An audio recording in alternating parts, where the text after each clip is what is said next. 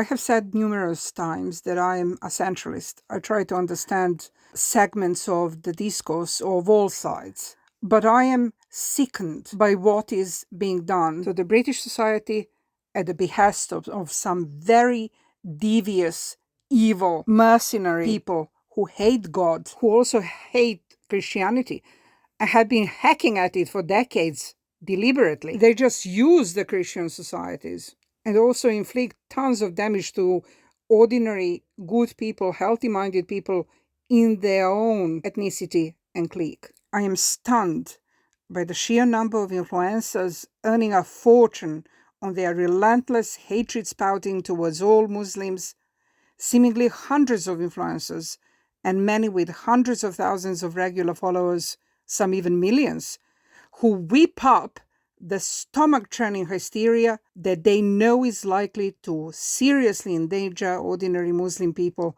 and their innocent children. The same people who ceaselessly talk about British and Christian values, yet are vehemently, diametrically opposed to what Jesus Christ teaches and what God, the light, is about. It is all as they seem to have fallen for the ruse of the Satan, the opinion of many. I hope they wake up as their country, Christianity, and even themselves and their children deserve much better. I'm just about to go on stage here. We are in the West End. Katie Hopkins in the heart of the West End. Cal's on stage as we speak. But I just wanted to say, sincerely, with utmost sincerity, I am so happy for Shabana Mahmood because she's now Home Secretary. And as a Brit, someone who's been in the British Army, someone who loves her flag, nothing says home to me as much as Shabana Mahmood. I mean, it's just so British. Now, this man is apparently a practicing Catholic. His testimony is absolutely chilling, odious, and so malignant, very dangerous, and in my opinion, anti-God. Who is the most credible to carry out mass deportations of illegal immigrants and uphold the law and remove criminal foreign nationals from our country? But it's also, how do we encourage lots of people who have not joined our national tribe, who have not fostered good relationships with us, who will not reproduce our civilization? So is this the modus operandi of the whole agenda? Portray many Muslims as savages, even if they are not extremists, and then embark on getting rid of them. Fellow human beings, the children of God, the same God, the light that we are all part of. Leave our country, go back to their own countries, hopefully build those up, we can check on them in a few hundred years, but leave us in peace and prosperity. Thank you very much. Is Islam compatible with Britain? Well, 53% of the British public, according to a recent poll published in The Telegraph, do not seem to think so. When asked, is Islam compatible with British values? I would prefer to use the term traditions, because that's a living thing. They said no, and that's been quite the taboo for our politicians to talk about for many decades across all parties. But I think ever since Elon Musk amplified the Pakistani grooming gang story to a global scale and then made it an unavoidable issue for Labour, people have started to realise that there are hostile communities in our country who do not think the same way as we do. They do not have the same individualistic ethic that is born out of Britain's common law tradition, its Christian faith, and its nuclearized family structure. Nuclearized family structure. When? 100 years ago. Today you don't know who is with whom. And Christianity has been pulverized by the very people hell-bent on rather imposing satanic tenets upon us.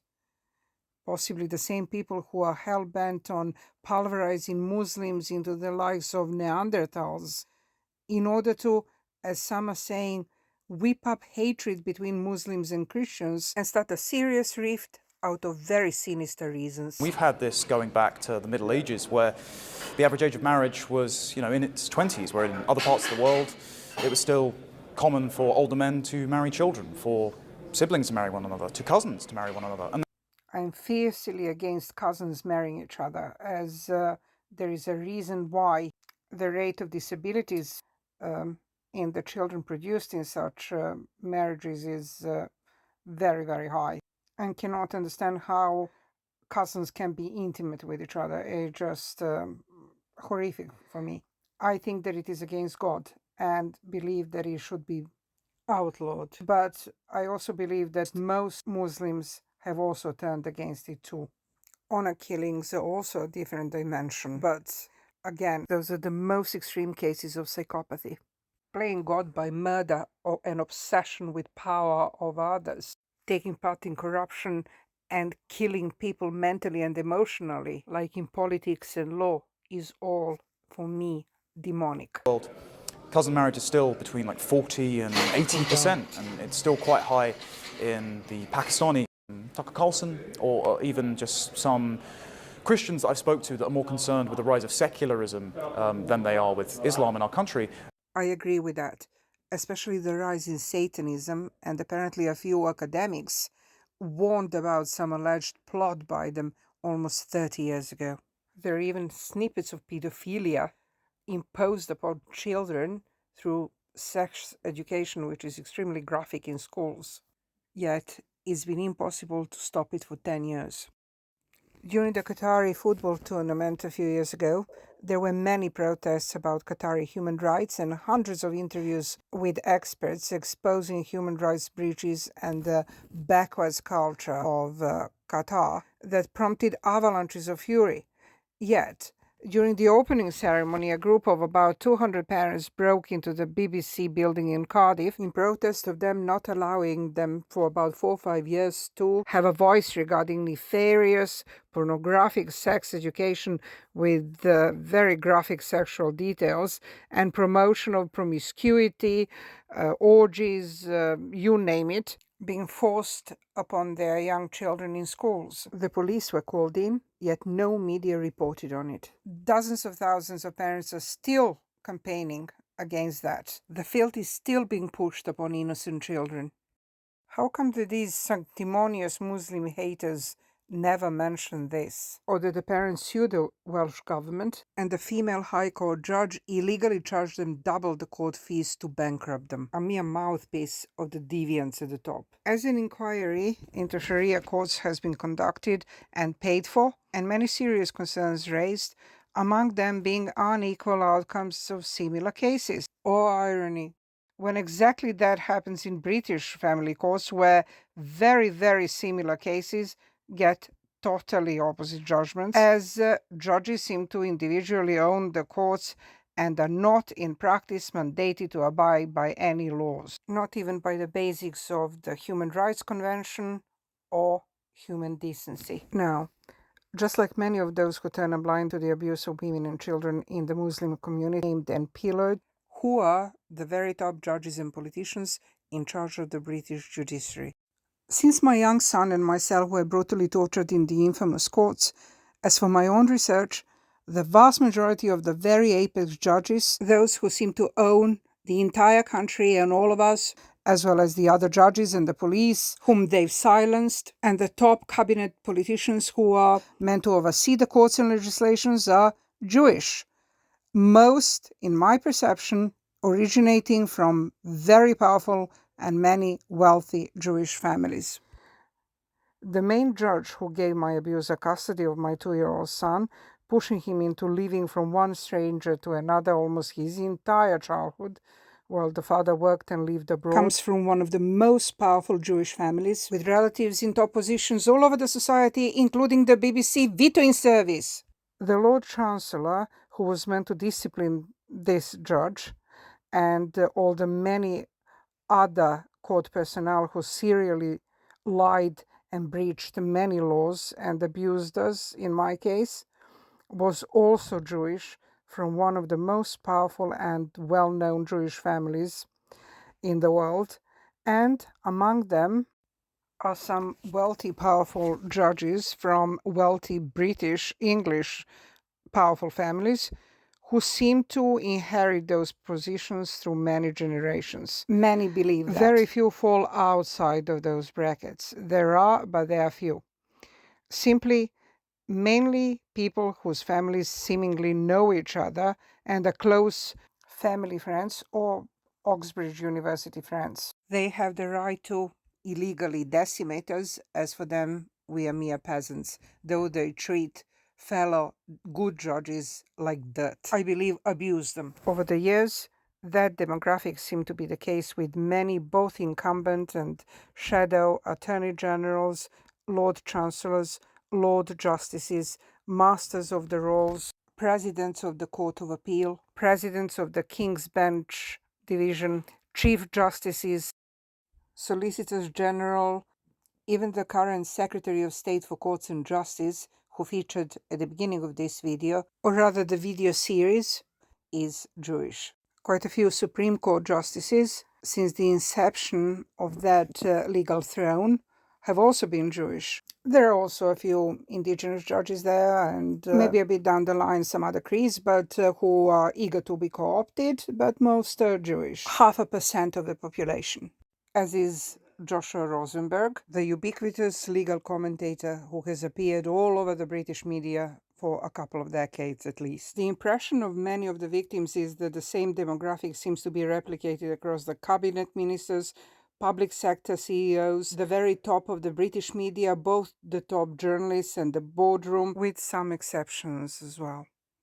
Even the CEO of the Human Fertilization and Embryology Authority is Jewish from, I understand, a powerful Jewish family, in the light of one of powerful, wealthy Jewish men being thought to have had an unlimited use of their fertility clinics for a decade after being blocked from them for exceeding the limit. He also discriminates among his dozens of children according to class, some believe, so that he can one day get the poshest and the most intelligent of his children into the world's most powerful and lucrative positions in the top world superlative institutions that influence all our lives and that many of his family have top jobs in. Suspected abominable megalomaniac eugenics. While he rejects his own children, his own flesh and blood, he deems unworthy of mixing with their siblings. Now, if someone can do something like that to their own children, what are they capable of doing to others? His brother, an executive of a top world's company, apparently may have also been discriminating against his many nephews and nieces and inviting the posh ones into their sublime family while blocking those he deems to be inferior. It is eugenics. Yet the media are apparently gagged about reporting on them. Back to the family courts. The victims are mainly Christian and Jewish, but there are also Muslim, Hindu, Buddhist, Baha'i, and abused mothers and devoted fathers of other creeds and atheists. The campaigning professionals are mainly Christian and Jewish, and most are in the US.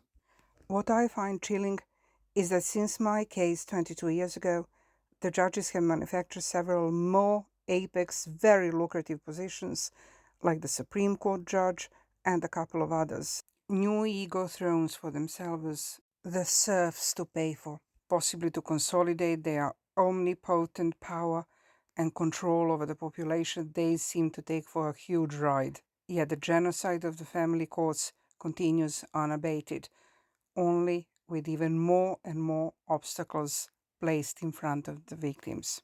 It's all while the poorest pawns on the cruel board game are deliberately kept tethered to the corners of poverty and despair by myriads of ropes and chains. The most efficient judicial arena these judges cultivate and nurture seems to be gagging laws and leveraging them to spread fear against those who go against them or try to, even if they themselves engage in criminality or turn a blind eye to it. The order is Emperor's New Clothes. This Banksy mural graffiti at the Royal Courts of Justice sent shivers down my spine when I first saw it, as I saw my toddler and myself being beaten by that judge. That is exactly what they do to innocent people. So no wonder it hit the raw nerve with them, and then they had it painted over. It is a shame that the elite underclass cannot paint over their primordial urges of an obsession with having the monopoly over the whole world that nothing can ever assuage.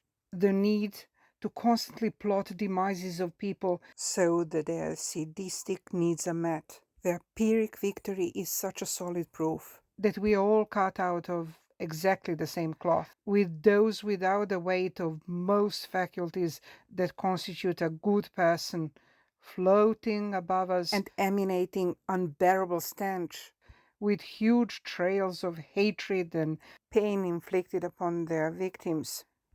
Or to go to a store and buy themselves good hearts, conscience, and morals that abusers and criminals of all creeds and classes all over the world also so conspicuously lack. Tragically, trailing behind them is a long, bloody stream of destroyed lives that illustrates their true proficiency and legacy in life.